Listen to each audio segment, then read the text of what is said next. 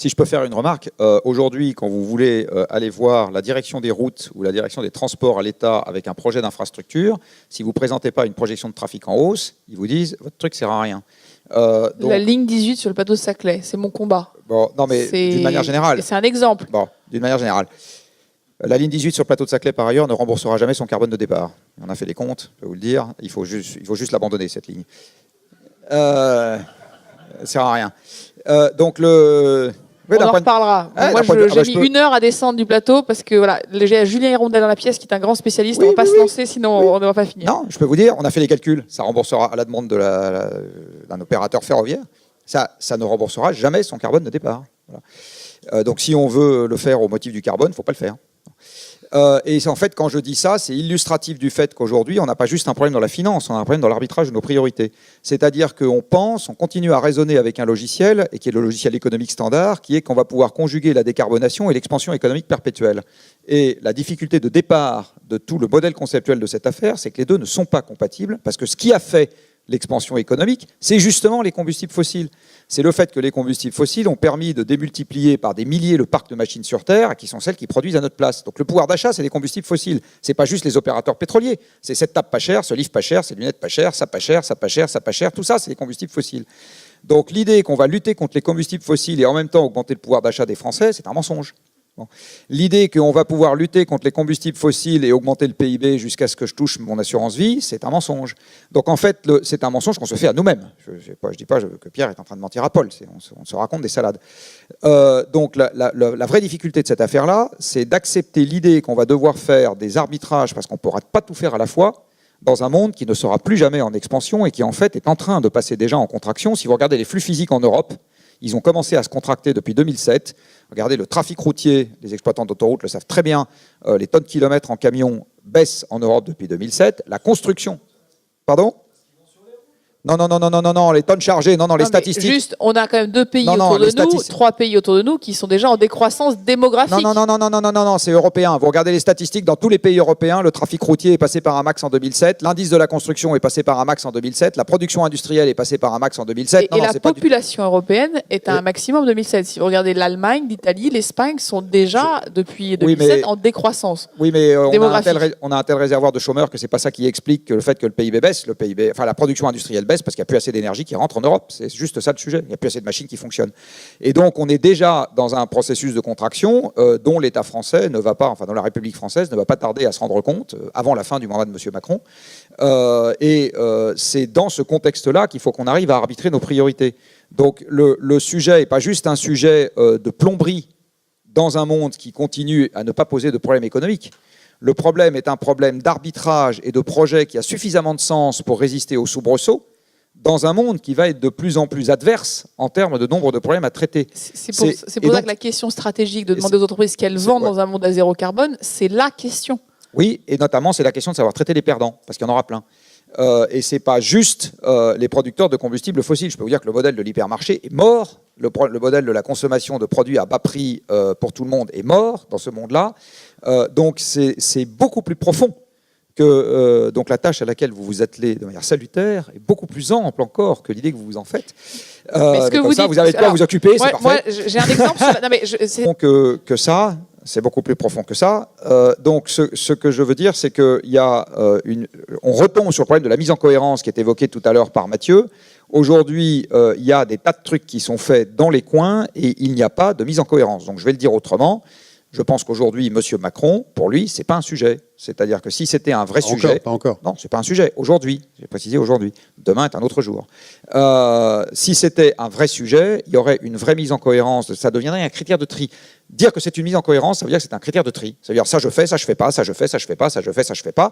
Donc au titre du climat, je ne chercherai pas à augmenter le trafic d'ADP. Voilà. Donc je mets ADP sur le marché avec un trafic aérien décroissant, parce que je m'occupe du climat.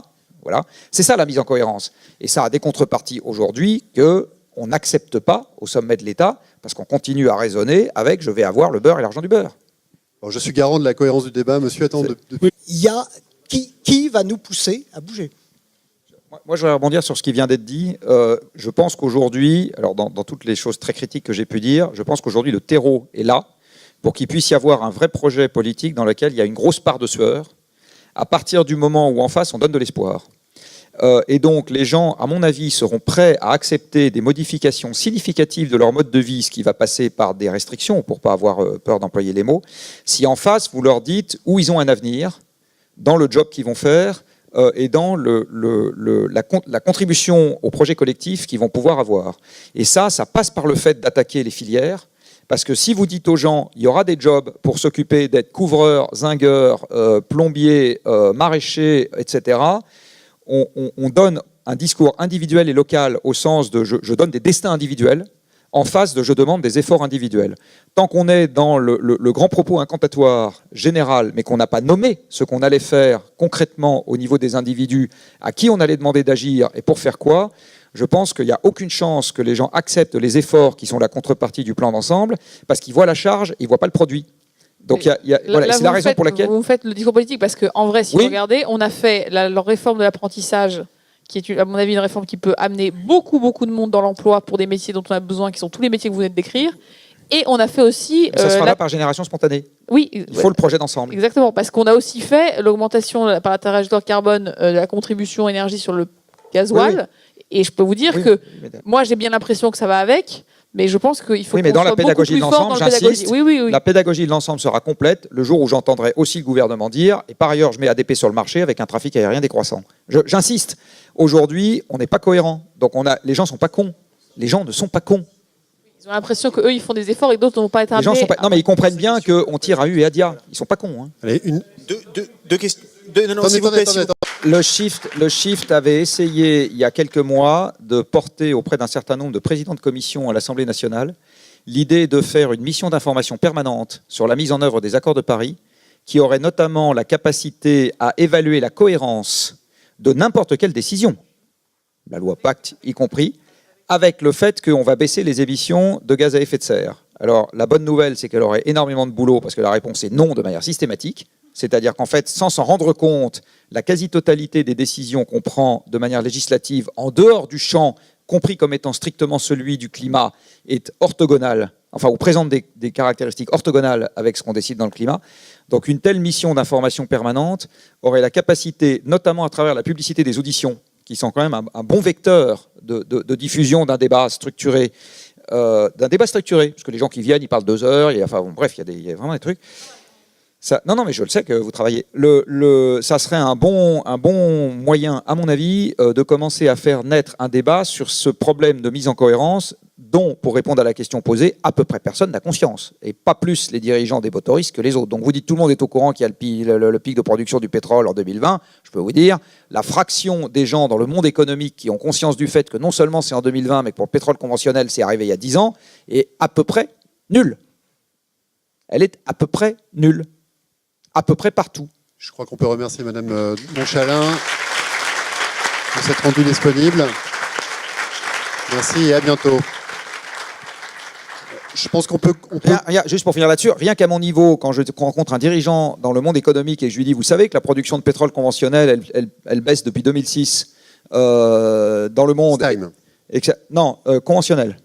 Elle stagne. Or Shell Oil et tar Sands. Bon. Elle stagne. Et que, non, c'est hors États-Unis que ça stagne. Oui, Monsieur le Président. Non, mais là-dedans, tu as les tar sands du Canada. Allez, ça stagne ou ça baisse, peu importe. Et que du coup, dans la zone OCDE, c'est déjà en contraction, l'approvisionnement pétrolier. Ça se voit dans les stats, il n'y a pas besoin. Les gens me regardent avec des yeux comme des soucoupes. Personne n'y croit. Donc, on est aujourd'hui, en ce qui concerne cette histoire de pétrole, comme on était vis-à-vis du climat dans les années 80. C'est exactement pareil. C'est-à-dire que les gens qui regardent vraiment les statistiques savent que le problème est déjà commencé dans un certain nombre de zones et est imminent ailleurs, mais c'est une toute petite fraction des gens qui auraient besoin de savoir. Toute petite. Un petit élément de réponse. Ce que vous proposez, finalement, c'est une déclinaison autour d'un objectif de décarbonation de ce qu'on fait avec Airbus. C'est-à-dire qu'on s'est dit, on va faire un truc en commun, c'est un avion, et puis on va distribuer les tâches en essayant d'avoir quelque chose qui marche ensemble, avec chacun ayant un rôle dans l'histoire. Bon, je la connaissais, la blague là, sur les Allemands, etc. Moi, je la trouvais assez bonne, en fait. Je ne vois pas pourquoi vous avez dit qu'elle n'était pas bonne, moi je la trouvais assez bonne. Elle existait, à mon avis, avant la fin des années 80. Mais alors, le prérequis à ce que vous suggérez, ce qui me semble très bon, enfin, je veux dire, il faut que chacun amène ce qu'il sait faire de bien. Bon. Suppose de passer par la case départ, qui est de se retrouver autour d'un objectif commun. Donc, c'est ce que j'ai essayé de dire tout à l'heure, qui était peut-être dit maladroitement. Il faut accepter, le prérequis de départ, c'est que l'Europe doit avoir un objectif commun qui a sa propre cohérence. Et par exemple, cet objectif commun, c'est de créer une économie décarbonée. Bon. Si on se dote de cet objectif, ce que vous proposez en devient une déclinaison assez logique, c'est-à-dire chacun va dire, moi j'ai une compétence dans tel domaine, donc j'ai envie de la mettre au service de tout le monde, et puis si en plus je pouvais gagner 3 € au passage, ça ferait bien mes affaires. Tant qu'on n'a pas cet objectif en commun et que l'objectif c'est de réduire le déficit budgétaire, vous pouvez y aller, je veux dire, on s'en fout, il n'y a pas de lien entre ça et le fait de laisser la lumière allumée dans l'immeuble pendant la nuit. Donc l'obstacle à ce qui est évoqué, c'est en fait le truc qui paraît peut-être le plus évident aux gens dans cette salle, mais c'est que la transition énergétique n'est pas un objectif commun en Europe. Elle n'existe pas, la transition européenne. Chacun a son objectif national. C'est-à-dire, les Allemands veulent garder leur charbon, les Polonais ne veulent pas du gaz russe, les Hongrois non plus, les Tchèques veulent du nucléaire, les Hongrois et les Roumains aussi, les Autrichiens surtout pas et les Italiens non plus.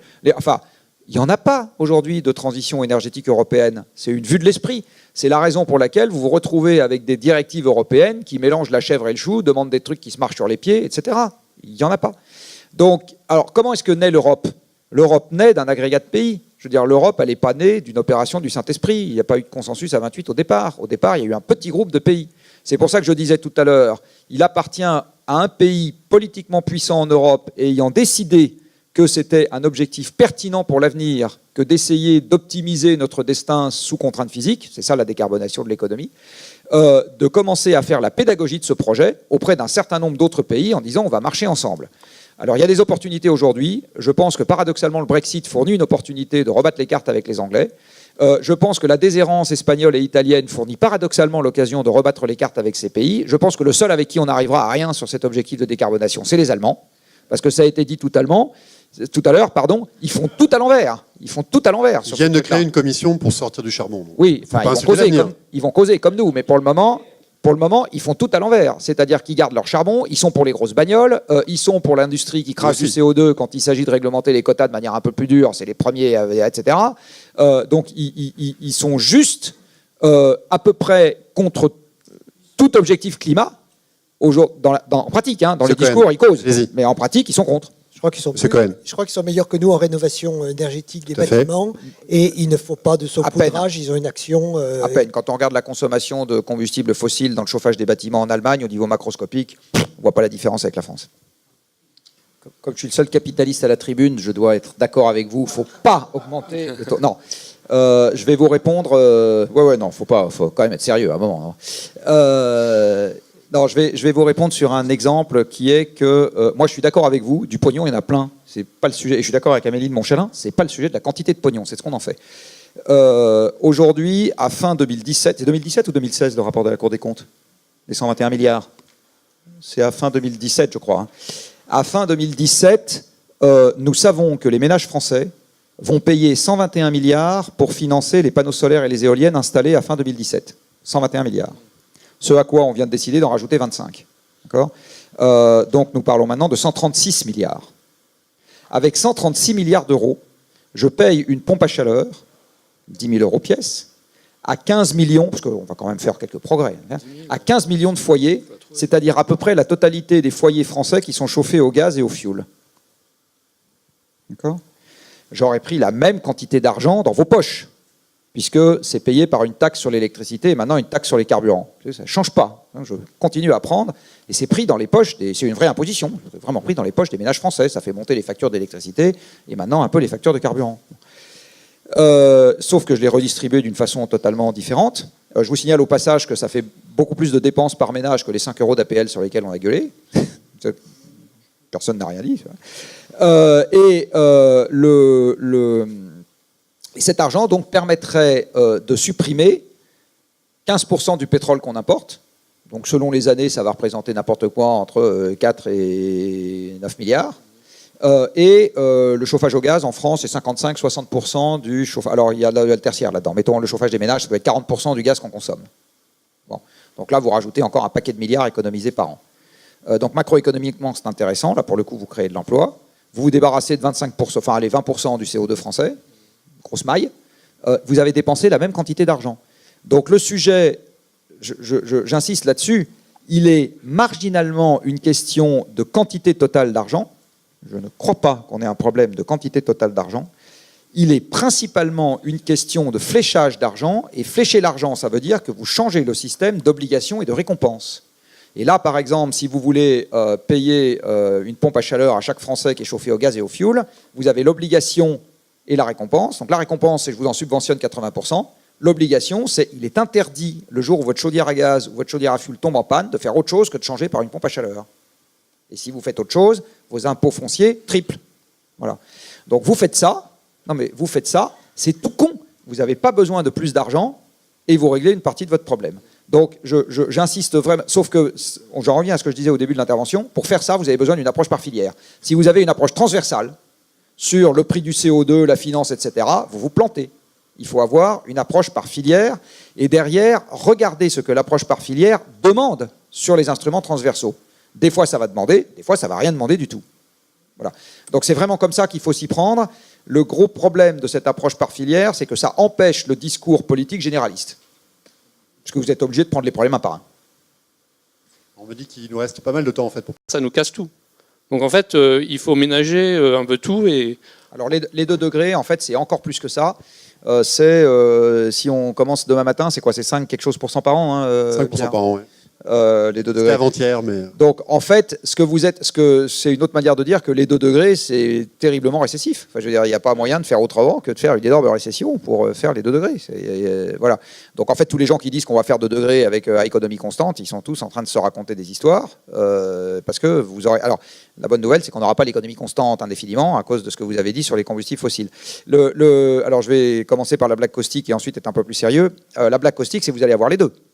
C'est-à-dire que compte tenu du temps de résidence du CO2 dans l'atmosphère, qui se compte en milliers d'années avant que vous n'envoyiez plus la trace, vous allez avoir la baisse des combustibles fossiles et les problèmes climatiques qui vont continuer à augmenter à ce moment-là. D'accord ? Vous allez avoir le double effet qui se coule. Alors, dans cette affaire-là, qu'est-ce qu'il faut faire ? C'est ce que je disais tout à l'heure. Il faut faire de l'optimisation sous contrainte. C'est vraiment le truc qui est le boulot d'ingénieur au service de la société. C'est-à-dire que vous avez une contrainte qui est que vos degrés de liberté se réduisent. Et là-dedans, vous devez trouver le max de bonheur possible avec ce qui vous reste comme moyen. C'est vraiment ça, le mandat qu'on a sur la table. Je redis ce que j'ai dit tout à l'heure. Vous n'y arriverez jamais avec un effort collectif si vous ne faites pas la pédagogie de l'effort, c'est-à-dire si vous ne faites pas l'exposé du problème qui nous attend. Vous n'y arriverez jamais si vous ne donnez pas à chaque électeur à voir ce que son destin personnel dans cette affaire, donc là où il souffre, mais là où il gagne. Vous êtes obligé de donner cette équation personnelle, parce que sinon, les gens n'y adhèrent pas. Et vous êtes obligé de justifier votre critère de tri, vos choix, en disant bah, je vais aider les uns, puis je ne vais pas aider les autres parce que je ne peux pas aider tout le monde, parce que je peux transposer la maxime célèbre de Rocard qui est on ne peut pas accueillir toute la misère du monde. Donc voilà, on ne peut pas traiter tous les problèmes à la fois, c'est juste pas possible. Eh bien, aujourd'hui, cette grille de lecture, derrière, elle permet de mettre les moyens en cohérence, elle permet de les hiérarchiser, et donc peut-être qu'avec cette grille de lecture, vous vous rendrez compte, même vous qui êtes dans le numérique, que c'est plus important de réadapter le modèle agricole à quelque chose qui permet de se nourrir avec pas trop loin et des trucs qui résistent à un climat qui va changer. Et il y a des moyens de faire tout ça, plutôt que de continuer à mettre plein d'argent dans le chatbot qui va vous répondre à la place de votre conseiller bancaire qui est parti en vacances pour vous expliquer quoi faire si jamais vous avez un problème sur votre PEA. Enfin, je veux dire, voilà. Donc aujourd'hui, on a un sujet sur l'allocation des moyens. Et je peux vous dire qu'on continue à faire les trucs à l'envers. Tout à l'heure, je vais finir là-dessus, ma chère école d'origine, elle a décidé de faire un truc qui m'énerve énormément, de faire une chaire avec Google sur l'intelligence artificielle, comme si on avait que ça à foutre, que de filer aux Américains parmi les meilleurs ingénieurs qu'on forme en France pour aller faire des conneries. Enfin, je veux dire, bon. Donc c'est bien la preuve qu'aujourd'hui, on n'est juste pas en train d'organiser nos moyens en face d'une hiérarchisation qu'on a clairement explicitée. C'est pas ça qu'on est en train de faire. Et il faudrait le faire pour être capable de faire la tortue des Romains, là, c'est-à-dire le gros dos, face à un monde un peu chahuté qui va nous attendre et continuer quand même à trouver l'existence sympathique dans ce monde-là. Juste par rapport à l'IA, il y a une très bonne